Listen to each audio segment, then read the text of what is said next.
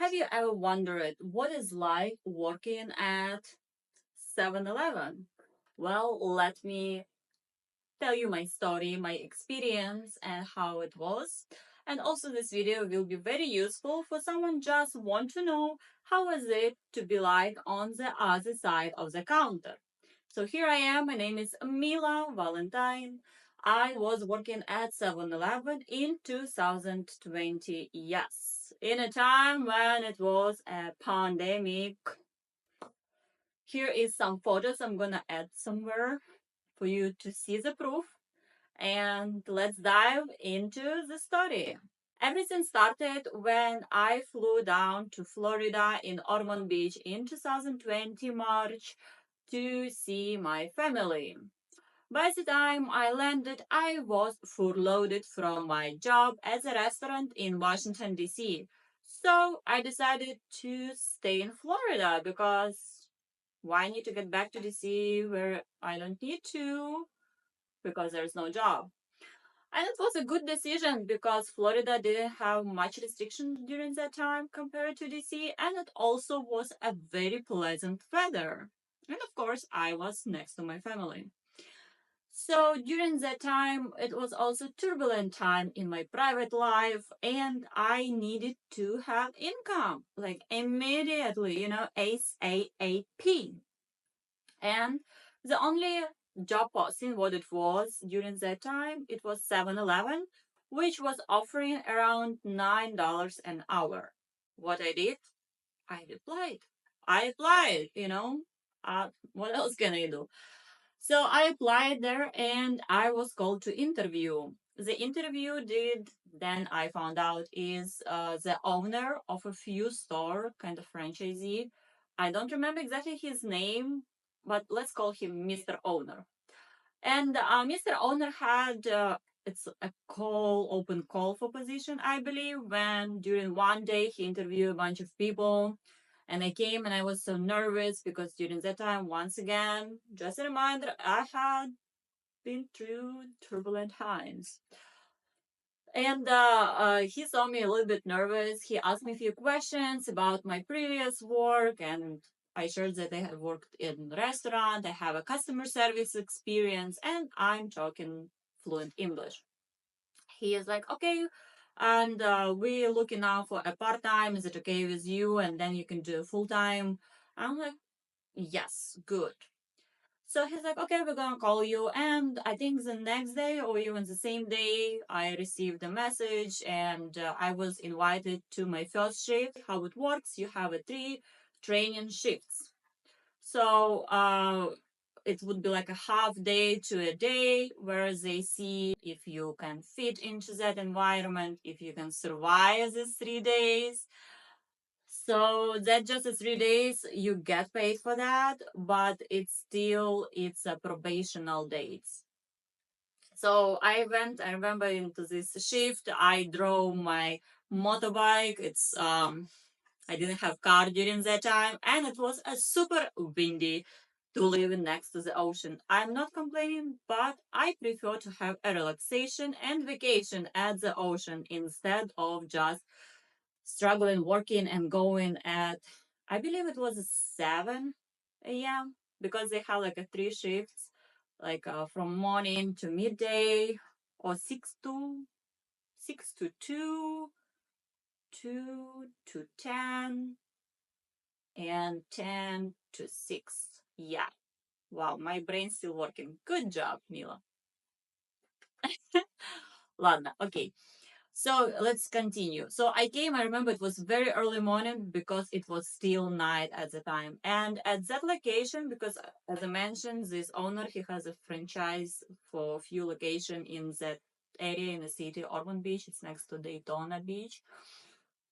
And I came to one of the location, and during that time, someone tried to rob it during night shift. Or it was something happened. Like it was either they tried to grab money from the gas station, like a portion. I don't remember, but it was someone got accident. So it was something happened. And then some very nice lady met me, and she was apparently the supervisor of that store. Very nice. I'm telling you, people very nice there at that location. She explained to me, she started to explain duties and things like that. And I was like, in there, I started to cry a little bit because, okay, so first things first, there is no break time. According to Florida law, apparently, even if you work 8-hour shift, you don't need to have a meal break, like a dedicated time to off. For example, if you work in office, you will work from 9 to 1, and then you have at least half an hour of the lunch break where no one gonna bother you.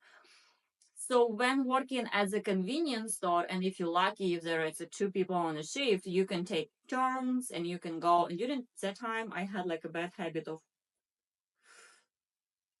I was stressed. Forgive me. I forgive myself too. And so yeah, I was like, what? I don't have like a dedicated time when I'm just gonna go and eat some food and like smoke cigarette and be just like maybe cry a little bit. I don't know. You need some dedicated time during 8 hours.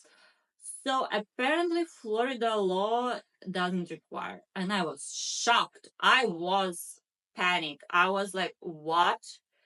So when you see in 7-Eleven, you go and you see the workers stocking or like stocking shelves or doing something, don't be rude. Like I saw some people literally was rude to the worker because they came to the cashier area to checkout area, and they didn't see a worker and they storm out and cursing. And I was like, no, like what? It's not something that it's so it's a store clerk job, and you have a list of things to do. You do everything. You like a one man show. You do stocking, checking, rechecking, making food, cleaning, make sure that if there is bathroom, their bathroom clean, make sure that the parking lot clean, make sure the trash taken out on a gas station, water changed, this check notes, whatever it is changed. Gonna make sure that this video is recording so I don't talk to myself for no reason. Yeah, it's recording. I figure out how iPhone works. So let's continue the story. Yes, please don't be harsh to any workers who work at 7-Eleven because they work in their back off. Because this was in the first day, they told me how to do chicken wings and pizza and how. So in the beginning and the end they count change. You need to like count everything. Also cigarettes stocking restocking. I was like, yeah, that's my favorite. I don't know, for some reason my cigarettes stocking restocking was my favorite. And also I remember some customers was a little bit angry because I couldn't they told me, especially for these small cigarettes, they told me like, and I was like, can you please just point me what is that? Because you will have a huge stand, squishy or mishy, pishy. I don't know. I smoked camel menthol. That's all I smoked. I busted that bubble and indulge in my bad habit. But whatever. I'm glad that I don't do it anymore. So, but yes, smoking and smoking cigarettes was probably my favorite. People who work there are very hard working. So yeah, in the first day I did like stocking. I learned how to make food, how to talk to customers, how to upsell, and food, and also, and remember in that first day I mop a floor. And a little bit about me, I hate cleaning. I just hate. Now, cleaning I can do a little bit, but the full house cleaning, excuse me, it's just something. It's just dragging me really, really. But it's okay. So I was dedicated to make some money because it's also if I survived that 3 days, I would receive para $50 bonus $50 bonus because it was a COVID time and they give out bonuses to people and I received my $50 incentive. And also, it was already lockdown in DC, but there it was no lockdown. And we just started maybe after like couple weeks I was there to receive masks, and then they put it at screens. Yeah, people overall was very supportive. I survived 3 days. I went home. I got even more like depressed and stressed.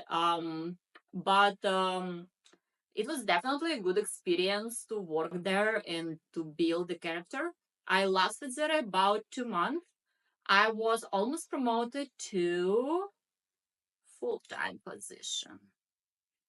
hmm Full time. And shout out to the lady, I don't remember exactly her name, but she was so nice who worked with me on Ormond by the Sea location. So nice. She always had my back. She was like very sweet lady.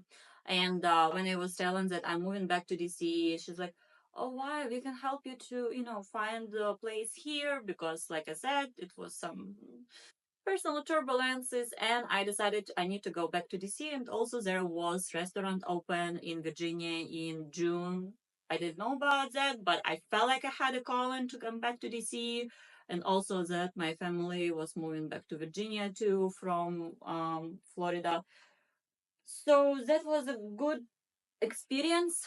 Did I regret to go there? No, because it helped me to move back to D and save some money. I made around probably like $2,000, maybe during 2 months. Yeah, for 2 months I made like around $2,000.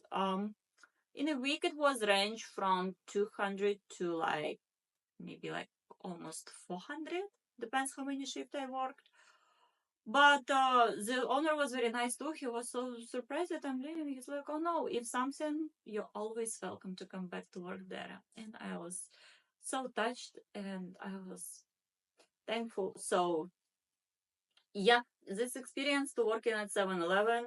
If someone is looking to go, here is the things what you need to do. First is interview, second call back for S3 shifts for probation period and training, and then you're good to go on your own. Just work hard, show yourself, and take care. Take care, because that can be a very stressful time to work with people. And today you was with Mila Valentine.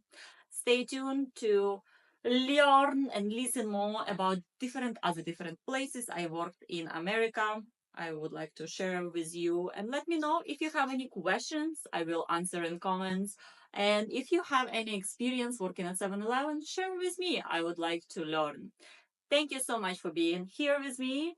Mwah. Take care of yourself.